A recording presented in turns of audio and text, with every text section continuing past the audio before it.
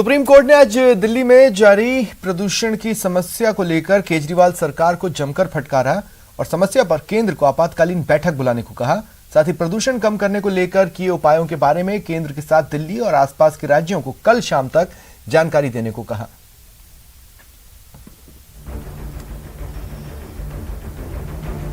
दिल्ली की प्रदूषण की समस्या को लेकर सोमवार को सुप्रीम कोर्ट में अहम सुनवाई हुई। इस सुनवाई में कोर्ट ने केंद्र और राज्य सरकारों की दलीलें सुनी, जिसके बाद इस समस्या का हल निकालने के लिए कोर्ट ने केंद्र से मंगलवार को आपातकालीन बैठक बुलाने को कहा।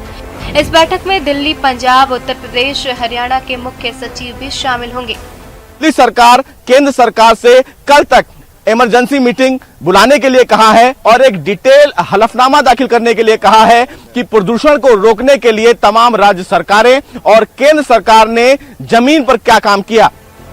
समस्या के हल के लिए कोर्ट ने सरकारों से पूछा कि राज्य में कौन से उद्योग रोके जा सकते हैं, किन वाहनों को चलने से रोका जा सकता है, साथ ही कौन से बिजली संयंत्र रोके जा सकते हैं और सरकार वैकल्पिक बिजली कैसे उपलब्ध करा सकती है। कोर्ट ने सरकारों से वर्क फ्रॉम होम लागू करने पर भी विचार करने को कहा और सभी सवालों के जवाब मंगलवार शाम तक देने का आदेश दिया।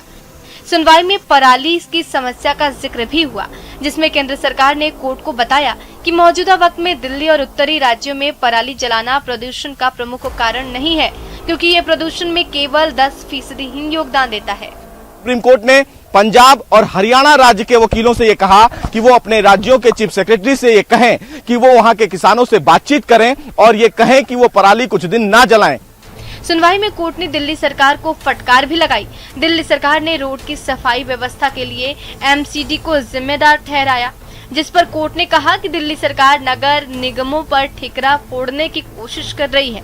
कोर्ट ने तल्ख टिप्पणी करते हुए कहा कि दिल्ली सरकार का इस तरह का रवैया उनको ऑडिट का आदेश देने को मजबूर कर देगा। सुप्रीम कोर्ट ने दिल्ली सरकार को दो टूक यहां तक की भी कहा कि दिल्ली सरकार रेवेन्यू और एड पर जो पैसे कमा रही है, क्या अब उसकी जरूरत है कि हम ऑडिट करने का उसे आदेश दें। इस सुनवाई में दिल्ली सरकार ने सुप्रीम कोर्ट में बताया कि प्रदूषण को रोकने के लिए वो संपूर्ण लॉकडाउन जैसे कदम उठाने को तैयार है। अब इस मामले की अहम सुनवाई बुधवार को होगी। देखना बेहद अहम होगा कि सुप्रीम कोर्ट की इस नाराजगी के बाद तमाम जो सरकारें हैं वो कितनी हरकत में आती हैं और प्रदूषण को रोकने के लिए सरकारें जमीन पर क्या काम करती हैं। कैमरामैन अंकित के साथ सुशील पांडे, न्यूज़ 18 दिल्ली। दुबई से राजस्थान के निवेश के लिहाज से बड़ी खबर है। यूडीएच मंत्री शांति धारीवाल, उद्योग मंत्री परसादी लाल मीणा, उद्योग राज्य मंत्री श्री अर्जुन सिंह बामणिया के अगुवाई वाले प्रतिनिधिमंडल ने निवेशकों से चर्चा की। इस दौरान ऊर्जा, स्वास्थ्य, खनन, पर्यटन, तकनीक समेत कई क्षेत्रों में राजस्थान को करीब 37,000 करोड़ रुपए के संभावित निवेश के प्रस्ताव मिले और करीब 25,000 करोड़ रुपए के एमओयू भी साइन हुए।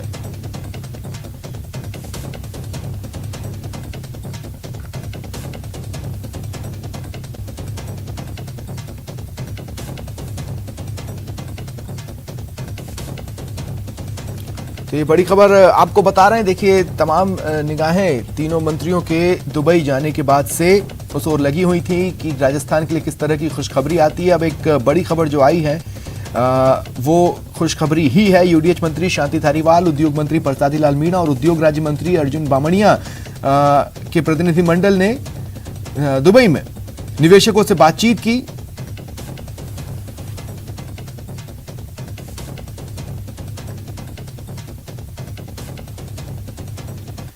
मणिपुर में उग्रवादी हमले में शहीद दौसा के लाल का पैतृक गांव दिलावरपुरा में आज सैन्य सम्मान के साथ अंतिम संस्कार किया गया।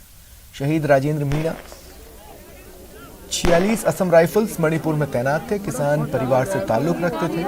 2013 में असम राइफल्स में भर्ती हुए। शहीद जवान 3 भाई बहनों में सबसे बड़े थे। शहीद के पिता ने सरकार से हमले का बदला लेने की मांग की है। मां के मुंह से सिर्फ एक ही आवाज, मेरा बेटा ला दो, निकल रहा है। सेवा करते करते दौसा का लाल राजेंद्र प्रसाद मीणा शहीद हो गए और आज उनकी पार्थिव देह दौसा के गांव में पहुंची उनके और यहां पर उनको पंच तत्वों में विलीन किया गया। इस दौरान हजारों की संख्या में जनसैलाब यहां पर मौजूद रहा और नम आंखों से उन्हें विदाई दी गई। राजस्थान सरकार के 2 मंत्रियों के साथ 2 विधायक मौजूद रहे। साथ ही बीजेपी सांसद जसकौर मीणा सहित प्रशासन के अधिकारी भी मौजूद रहे। सभी ने यह आश्वस्त किया है कि जो शहीद परिवार है उसकी हर संभव मदद की जाएगी और किसी भी प्रकार की परेशानी आने पर उनके साथ खड़ा रहा जाएगा। इधर शहीद परिवार के पिता और उसकी पत्नी ने कहा है कि जो हमला हुआ है उसका मोदी सरकार बदला ले। आशीष शर्मा, न्यूज 18, दौसा।